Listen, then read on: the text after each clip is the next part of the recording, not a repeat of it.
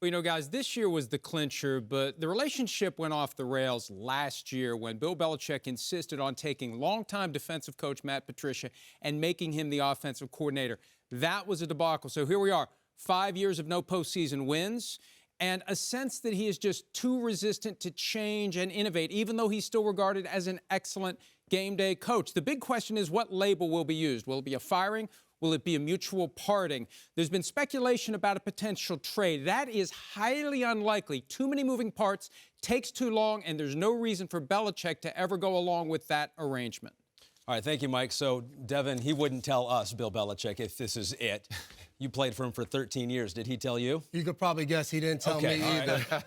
But the one thing I will say is the greatest thing I learned from him is respect. He's always respected his players, the coaches, everyone that's worked for him. I don't think he gets that credit. Everyone talks about how hard it is. He does this, he does that. The biggest thing he has is respect for everyone. But with that being said, like Florio said, it seems like this is the end in New England.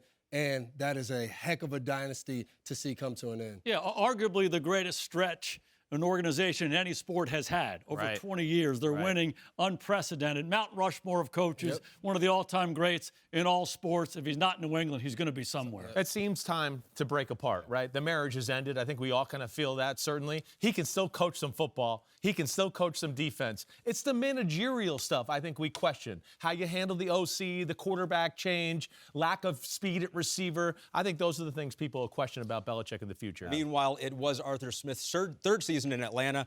Didn't make the playoffs in any of them. Mike, what's the latest on his future there? Yeah, 7-10 record in each of his 3 seasons as head coach. No clear indication as to what owner Arthur Blank will do, but few will be surprised if he does move on from Arthur Smith. The real question may be, how much higher up the organization do changes come if Arthur Blank decides it's time for change in Atlanta?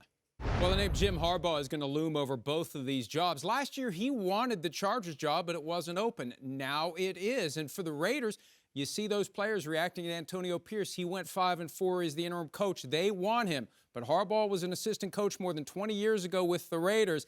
And maybe keep him away from the Chargers by getting him to go to Las Vegas. It's going to be an interesting few weeks. A lot of change potentially for that franchise, Mike. Well, that's right. New owner means change. And Ron Rivera lived through this in Carolina a few years ago. And now it's widely expected that Ron Rivera will be among the first changes made that the season has ended in Washington. Where do they go from here?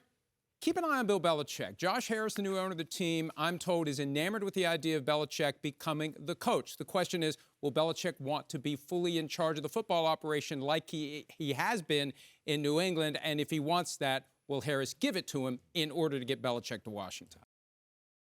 Hi, I'm Mike Tirico, and thanks for watching. Make sure to hit subscribe for the latest news and highlights from NBC Sports.